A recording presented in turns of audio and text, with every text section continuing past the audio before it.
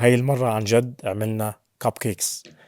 هاي الوصفة صراحة أكتر وصفة عملية لكيك، ناجحة جدا مثل ما أنتم شايفين.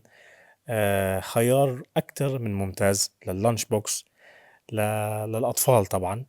ممكن تاخدوها وين ما بدكم، وسهلة وعملية ومنتشرة فترة. وحتى هاي الوصفة أخذتها من زميلتي الشيف امتياز الجيتاوي.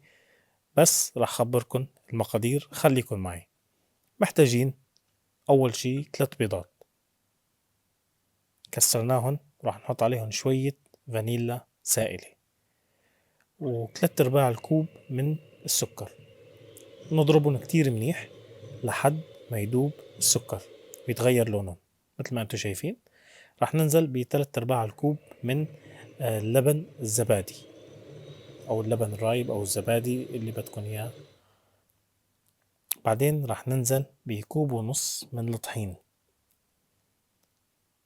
وملعقة أو ملعقة طعام من البيكنج باودر. نضربهم كتير منيح، وحوالي ملعقتين طعام من التشوكولات شيبس. أنا كان عندي أبيض فحطيت، طبعا اختياري وليس إجباري الشوكولاتة. هذا القوام اللي محتاجينه. طيب راح نجيب كوبايات الكرتون، نحط بكل كوب كرتون نصف كوب من الخليط اللي عملناه. سهل جدا، كل كوب نحط فيه نص كوب. نضربه كتير منيح، نطلع الفقاعات أو الهواء إذا كانت موجودة. بعدين راح نصفن بالصينية وعلى الفرن. راح يضلوا بالفرن حوالي نص ساعة على حرارة 170. هون صورت لكم إياهم من الفرن، والله جميلين جدا، أنا كثير انبسطت فيهم. يعني وصفة الكيك ناجحة جدا جدا جدا بطريقة عملية مثل ما أنتم شايفين. وهلا راح أورجيكم، راح نفتح الكيك مع بعض وراح نقص الكيك كمان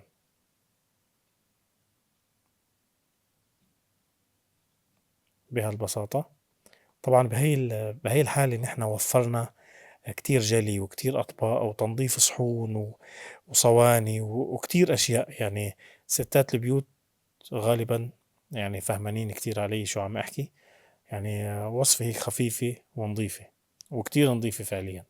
هاي النتيجة جميلة جدا. هلا راح نقص الكيك ونشوف النتيجة النهائية. مستوي بالتساوي، ما في منطقة رطبة، الفقاعات واضحة.